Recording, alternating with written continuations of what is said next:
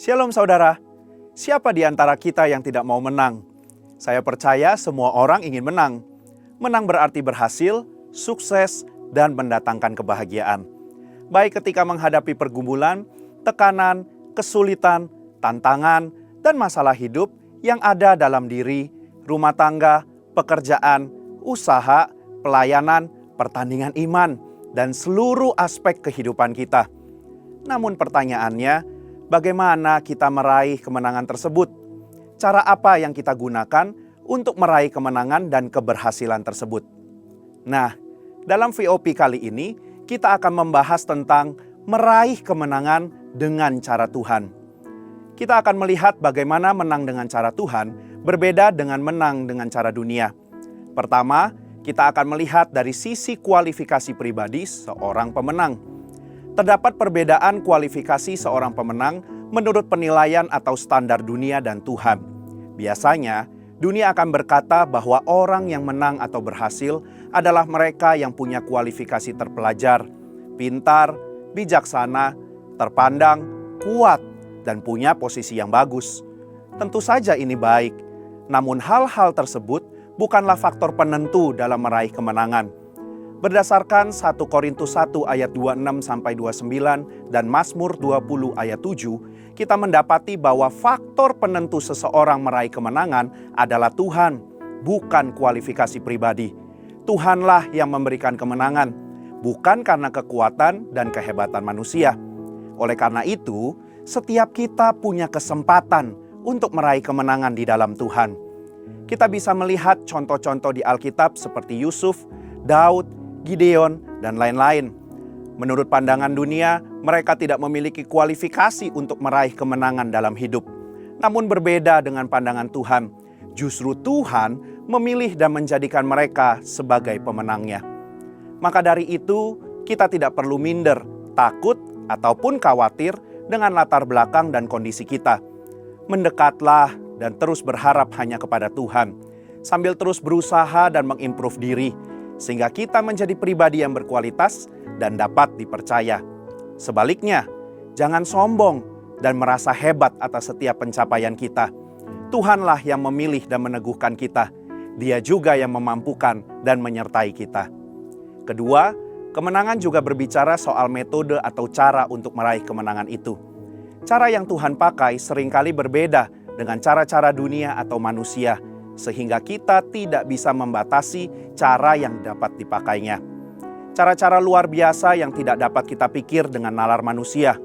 Contohnya, runtuhnya Yeriko, peperangan yang dimenangkan dengan tim pemuji di depan prajurit, pasukan Gideon yang mengalahkan Midian dengan 300 prajurit, Daud diurapi menjadi raja dan mengalahkan Goliat dengan batu.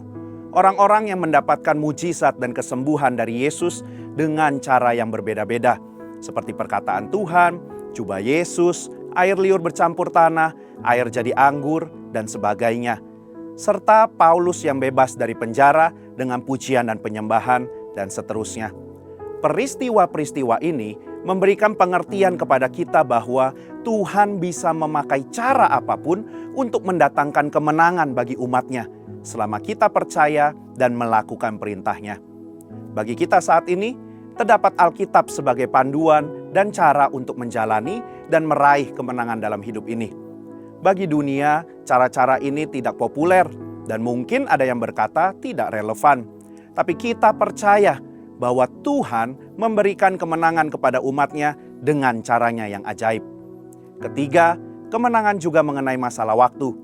Terdapat perbedaan antara waktu meraih kemenangan dengan cara Tuhan dan dunia.